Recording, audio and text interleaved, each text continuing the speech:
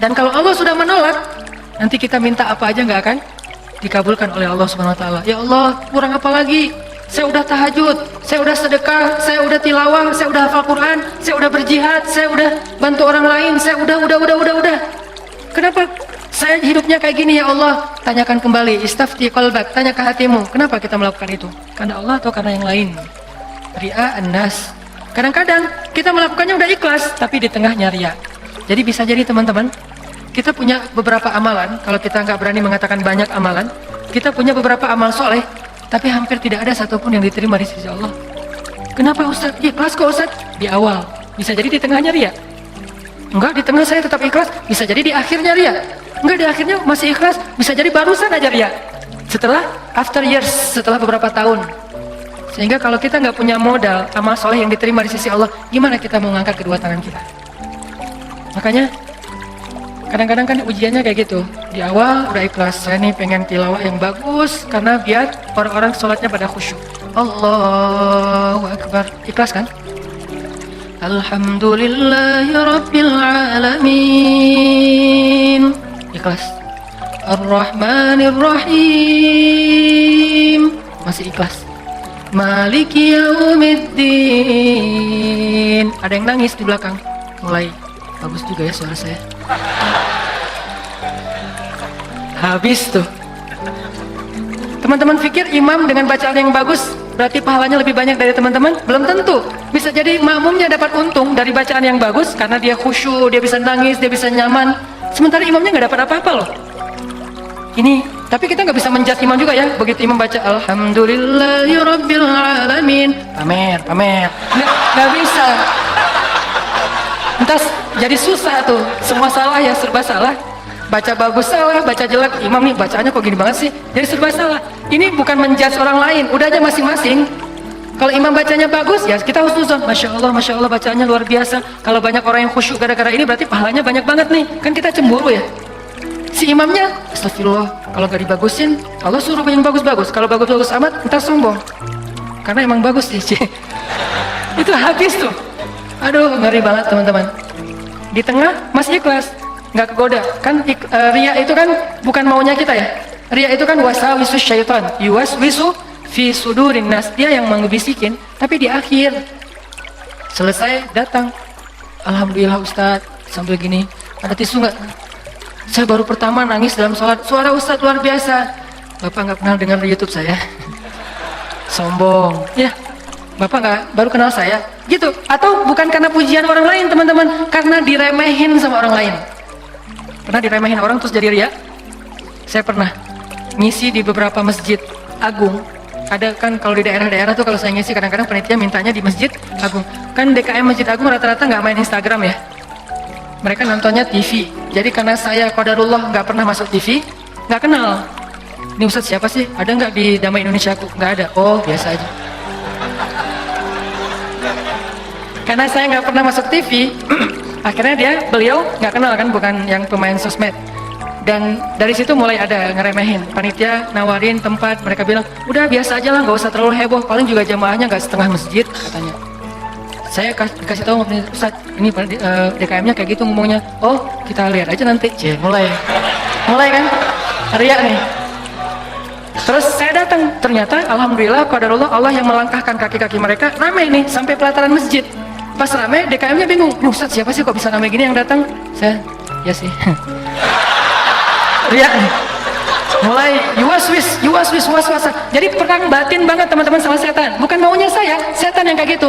Kita cuma punya dua pilihan, mengaminkan atau menolak. Kalau kita mengatakan iya sih, berarti kita membenarkan kata-kata setan di dalam hati, riya, sombong. Atau kita mengatakan astagfirullah, nggak mau kegoda gitu. Pas waktunya sholat maghrib, panitia biasa, panitia kan kenal pastinya ya. Ustaz, dorong-dorong saya gitu kan. DKM nggak ngedorong, kan kepancing. Kenapa DKM nggak dorong? Melihat penampilan saya dari ujung rambut sampai ujung kaki kayak kurang meyakinkan gitu. Nih Ustaz, bisa ngaji nggak sih? Melihat ujung kupluk, di tengah kaos atau pakai kemeja, bawah celana jeans biasa. Ini bisa ngaji nggak ya? Akhirnya DKM kayak ragu-ragu gitu mau dorong saya jadi imam. Dalam hati, 5 menit lagi dengerin aja nanti. Wah, yuaswis, luar biasa. Karena didorong-dorong terus sama penitia, ya udah deh, saya mau ya, kalian yang dorong kan, dorong lagi dong, didorong. Udah aja jadi imam, ngimamin. Karena tadi diremehin sama DKM, kepancing dong. Wah, Ar-Rahman nih, gua keluarin sekalian, cie. Kenapa ngeluarin Ar-Rahman? Favorit, kartu as lah. Kan DKM-nya kayak ragu-ragu gitu. Sampai saya bilang, soft dirapatkan, diluruskan. Saya nggak mau pakai bahasa Arab, walaupun nggak bisa.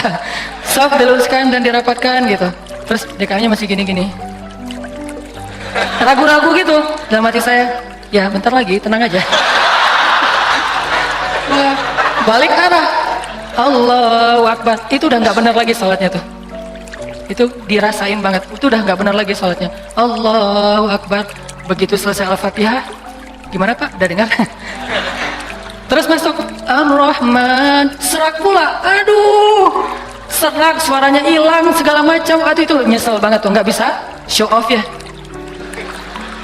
Kalau pas lagi dapat mic-nya bagus, sampai menggemanya tuh sekilo gitu ya.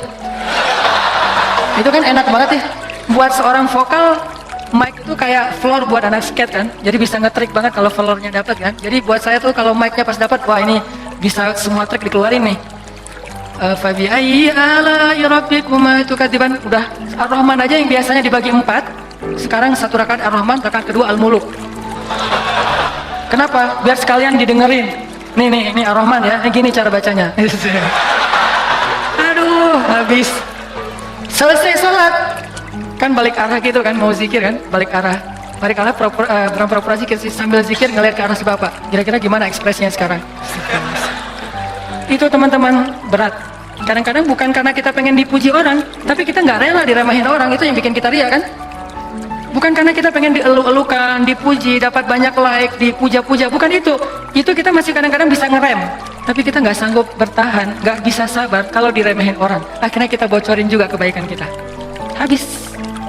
Diremehin suami, diremehin pasangan, diremehin orang tua, diremehin mertua, diremehin teman-teman, segala macam, diremehin tetangga. Kita bukan pengen dipuji dan dipuja oleh orang lain, tapi kita nggak tahan kalau diremehin. Keluar juga tuh. Siapa yang selama ini yang melakukan ini? Siapa yang bantu kamu? Siapa? Keluar semua. Satu persatu yang kita sebutkan, satu persatu berguguran dan tidak ada nilainya di mata Allah SWT. Sabarkah kita ketika diremehkan oleh orang lain untuk tetap menjaga rahasia amal kita antara kita berdua aja dengan Allah? Itulah ujian ikhlas. Bisa nggak kita jaga? Nggak mau kita bocorin rahasia kita berdua sama Allah. Begitu kita bocorin, sedih banget tuh. Udah langsung tidak ada lagi nilainya di mata Allah. Berapa banyak dari amal yang kita lakukan yang benar-benar kita mampu menjaga keikhlasannya di awal, di tengah, di akhir. Kalau ada, jangan menyimpulkan dulu bahwa kita udah sukses karena masih ada waktu selama kita masih hidup untuk kita batal.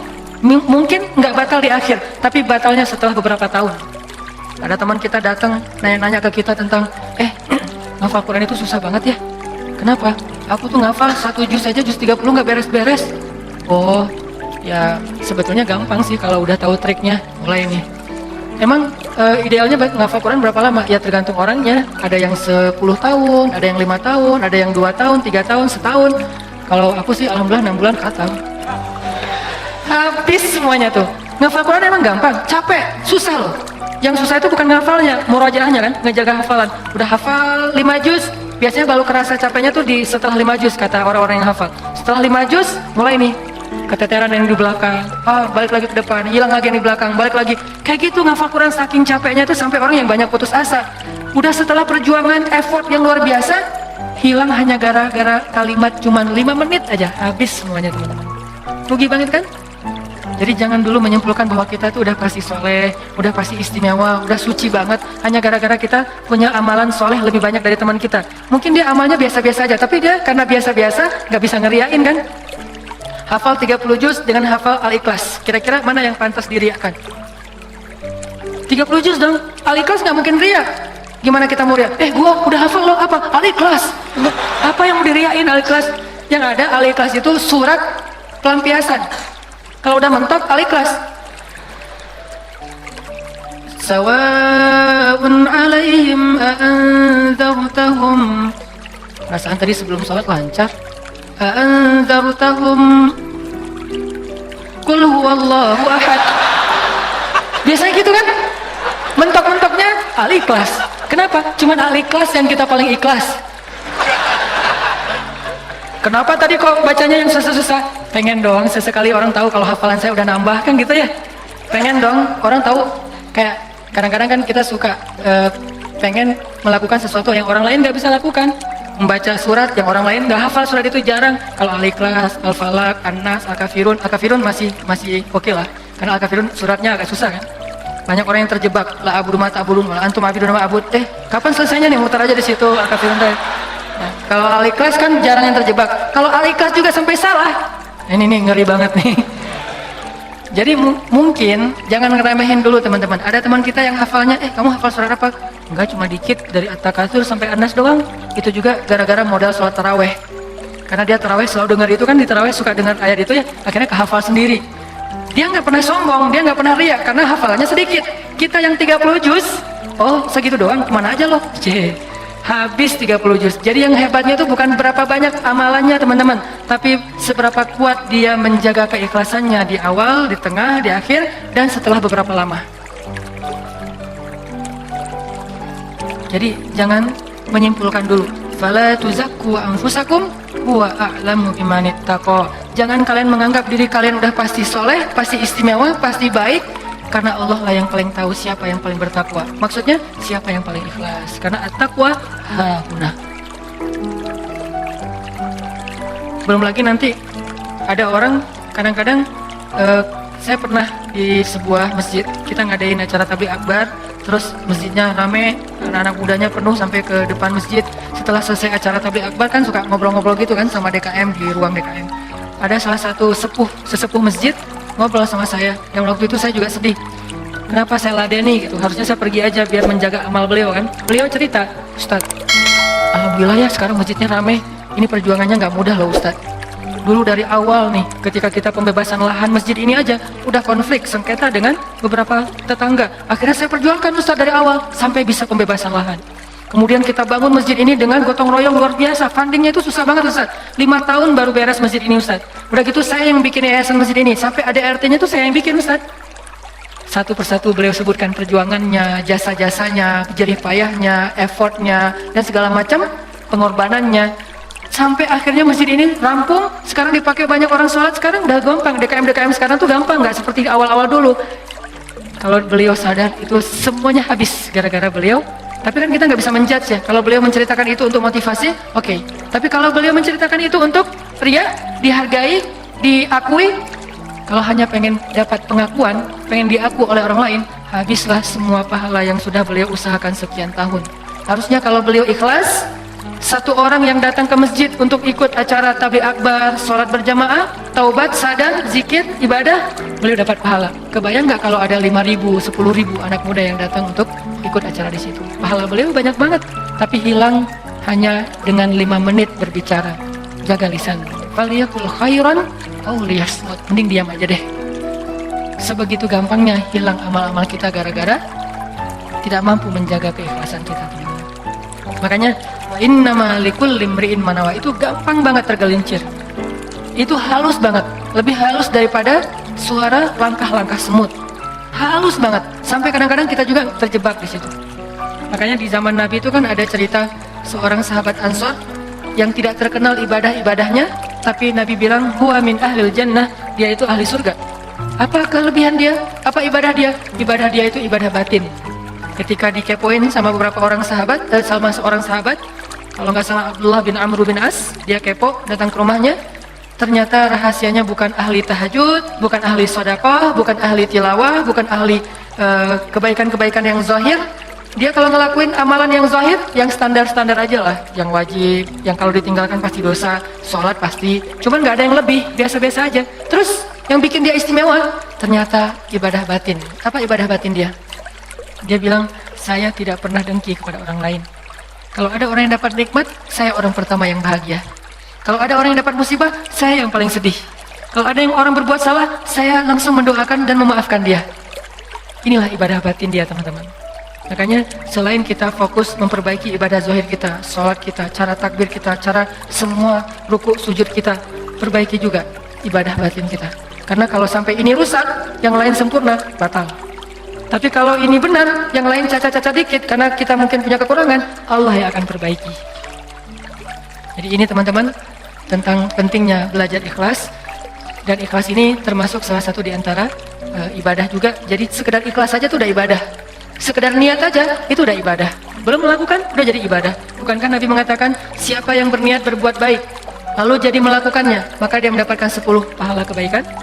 Kalau dia berniat berbuat baik tidak jadi melakukannya, maka dia mendapatkan 1 pahala kebaikan. Siapa yang berniat berbuat buruk jadi melakukannya, maka dia dapat 1 dosa. Siapa yang berniat berbuat buruk tidak jadi melakukannya, dia dapat 1 pahala. Allah baik banget ya. Niat aja dikasih pahala, baru niat tuh. Sehingga para ulama mengatakan kalau begitu ayo kita berniat yang banyak. Dan memperbanyak niat itu disebut dengan istilah ta'addudin niyah. Ta'addudin niyah, memperbanyak niat-niat yang baik. Saya pengen ini, saya pengen itu, saya pengen. Semua kebaikan kita pengen. Maka pengen aja udah jadi pahala kebaikan yang utuh. Insyaallah tahun depan saya pengen umroh. Azam, niat yang kuat. Ya Allah, kasih saya rezeki, saya pengen umroh. Udah nabung, ternyata nggak cukup. Maka tahun itu Allah catat kita sudah melakukan ibadah umroh sempurna. Dan bisa jadi lebih sempurna daripada orang yang melakukannya secara fisik. Kenapa? Orang yang melakukannya secara fisik masih ada ujian riya. Lagi di mana? Lagi umroh, posting. Tapi nggak semua orang yang posting umroh itu riya ya. Ini ke diri kita lagi nih, balik lagi kepada diri kita. No judgment. Bisa jadi dia posting, bisa jadi dia tinggalnya di bintang 5. Kadang-kadang umrohnya bareng dengan teman. Kadang-kadang kegodanya gini, umroh nih bareng dengan teman. Pas lagi makan, kan di hotel suka pas makan saling ketemu gitu kan, saling sharing. Dari mana aja? Baru selesai tawaf. Wah, Masya Allah udah selesai tawaf aja. Kita baru aja tadi nggak jadi, soalnya ramai banget. Ya sih ramai, tapi kalau kita buat azamnya pasti lewat lah bisa. Udah mulai nih. Udah berapa kali hari ini? Alhamdulillah baru 7 kali. 7 kali, gara-gara kita ucapin. Niat mengucapkannya itu nggak ada riya teman-teman. Niat mengucapkan itu keceplosan aja pengen ngomong gitu. Alhamdulillah udah 7 kali. Alhamdulillah baru 7 kali. Niatnya nggak ada riyanya sama sekali. Tapi begitu selesai mengucapkan, orangnya mengatakan, Masya Allah luar biasa 7 kali. Hebat. Langsung datang setan. You was wish. Ya sih, mungkin di rombongan ini saya yang paling banyak rekor tawafnya. Atau kadang-kadang cium hajar aswad. Itu kan sesuatu banget ya buat jamaah umroh dari Indonesia, kan sesuatu banget. Jadi bisa dibilang cium hajar aswad itu kayak poin. Siapa yang paling sering cium hajar aswad, jadi kayak saling share lagi makan. Udah cium hajar aswad? Belum? Udah, alhamdulillah udah 3 kali. Wah, saya baru sekali. Akhirnya saling berlomba. Kalau ini niatnya fastabiqul khairat, itu bagus. Tapi gara-gara fastabiqul khairat, kalau sampai terjebak kepada riya, sombong, maka habis. Yang tahu cuman kita. Yang tahu cuman kita, orang lain nggak tahu. Hati-hati dengan ini. Tapi orang yang tadi menabung pengen umroh terus nggak cukup duitnya, lalu nggak jadi umroh, bisa jadi dia mendapatkan pahala umroh lebih utuh daripada orang yang melakukannya secara fisik. Maka jangan kikir dalam berniat baik. Berniat baik yang banyak. Ketika kita keluar rumah, ya Allah hari ini mudah-mudahan saya bisa bantu orang di jalan. Mudah-mudahan saya bisa silaturahim dengan teman lama atau dengan keluarga. Mudah-mudahan saya bisa mendapatkan ilmu. Mudah-mudahan saya bisa membantu orang dari kesusahan. Mudah-mudahan saya bisa. Perbanyak aja kebaikan kita niatin, dan kita serius. Kalau nanti ada kesempatan kita akan lakuin. Begitu kita keluar rumah, Allah sudah mencatat kita seperti melakukan sebanyak kebaikan yang kita niatkan. Jadi niat aja ibadah. Wa innama likulli imri'in ma nawa. Seseorang mendapatkan pahala sesuai dengan apa yang dia niatkan. Niat aja udah ibadah. Apalagi kalau kita kerjakan. Sampai ulama mengatakan, kalau saya mendengar seseorang mengetuk pintu rumah saya, maka saya tidak akan membuka pintu rumah itu sampai saya memiliki 10 niat baik. Jadi kalau membuka pintu rumah, beliau berdiri di belakang pintu, ya Allah, kalau ini adalah orang miskin, saya berniat akan kasih dia sedekah 1. Kalau ini adalah seorang saudara yang sudah terputus silaturahim selama ini, saya akan sambung silaturahim 2. Kalau ini adalah seorang ulama, saya akan minta nasihat dari beliau dan ilmu 3. Kalau ini adalah seorang murid, saya akan kasih dia nasihat dan ilmu 4. Kalau ini adalah seorang yang berhutang, saya akan bayarkan hutangnya 5. Terus sampai 10 niat baik baru dibuka pintunya. Ternyata yang datang cuma 1 orang dengan 1 hajat, maka beliau mendapatkan pahala 10 hajat, 10 kebaikan. Ini hebatnya niat, ta'addurin niyah. Sehingga yuk kita berniat sebanyak mungkin berbuat baik. saya akan gini, saya akan gini, saya akan gini. Salah satunya untuk akhirat kita, kalau saya pribadi berniat, ya Allah saya pengen banget nanti sebelum meninggal kalau bisa udah khatam 30 juz. Dari dulu usahain belum beres-beres, naik dikit turun banyak, naik dikit turun banyak. Kenapa? Mungkin banyak dosa, bisa dosa lisan, bisa dosa mata. Bukankah dosa itu bisa menghilangkan hafalan ayat Al-Quran? Dan kata Nabi, Al-Quran itu gampang hilangnya, lebih gampang daripada hilangnya onta yang liar. Cepat banget hilangnya. Enggak Ustaz, saya udah banyak dosa tapi nggak hilang-hilang. Ya nggak ada yang dihafal, apa yang mau dihilangin? Coba kalau mau tahu kita banyak dosa atau enggak, hafal Quran deh. Kalau susah, pasti banyak dosa. Kalau mau tahu itu cara kita untuk bisa mendeteksi dosa kita, salah satunya ya, hafal Quran. Coba, itu akan mendeteksi banget. Kalau kita udah lancar bacaan, tapi dengan syarat bacaannya udah lancar. Karena kalau bacaan belum lancar, ya bukan karena dosa, emang nggak bisa baca Quran ya. Berarti tahapannya baca Quran dulu. Kalau bacaannya udah lancar, tapi kok nggak bisa ya hafal Quran? Ini bisa jadi kata Imam Waqi', al-ilmu nurun wa nurullah la yu'talil asi. Ilmu itu cahaya dan cahaya Allah itu tidak diberikan kepada pendosa. Cara ngukur diri kita banyak dosa atau enggak? Coba ngafal Quran. Kalau susah, pasti banyak dosa. Sehingga pesantren di dekat rumah saya tuh, pesantren Kampung Quran namanya. Dulu ada program daurah hafal Quran selama bulan Ramadan, 1 bulan 30 juz. Di Indonesia, di Cianjuang, Cimahi. 1 bulan 30 juz. Pas saya diundang ke situ ngisi waktu subuh, saya bilang, "Ini programnya apa Ustadz? 30 juz 1 bulan." Saya dalam hati, emang bisa? Saya tuh udah lebih 10 tahun gak beres-beres. Ngeremehin gitu kan. Ternyata ada yang bisa. Dari sekian puluh siswa atau santri, ternyata sekitar hampir 10 orang khatam sebulan 30 juz lancar, teman-teman. Sebulan 30 juz lancar. Modalnya mungkin cuma juz 30 doang pas baru datang. Dan metodenya Ustadz? Ternyata metodenya itu nggak rumit-rumit, sederhana. Kalau mereka ngerasa susah hafalan, disuruh sholat taubat terus istighfar, itu doang. Kalau Allah kok susah banget ya? Kan kadang-kadang ada halaman yang mudah, ada halaman yang susah ya. Yang biasanya kalau lagi enak tuh moodnya dapat, bisa sekali duduk 2 lembar langsung hafal dan lancar. Kalau lagi nggak dapat, 1 ayat aja nggak beres-beres. Nah, kata ustadznya, kalau kejadian kayak gitu, coba wudu, sholat taubat, minta ampun sama Allah, istighfar, coba hafal lagi. Pasti mudah. Dan itu terbukti. Ternyata kayak gitu caranya. Cuman ya butuh istiqomah juga. Jadi teman-teman, perbanyak niat yang baik. Niat apa aja? Termasuk saya nanti kalau udah punya rezeki, udah punya usaha sendiri, saya pengen punya panti asuhan 1000 anak yatim. Tapi niatnya yang kuat ya. Kalau ternyata itu baru terwujud setelah 20 tahun, la tahzan, nggak usah bersedih, nggak usah berkecil hati. Kenapa? Sejak kita berniat punya pesantren, punya panti asuhan 1000 anak yatim, walaupun terwujudnya setelah 20 tahun, pahalanya tuh dihitung dari awal berniat, bukan ketika terwujud. Keren kan niat tuh?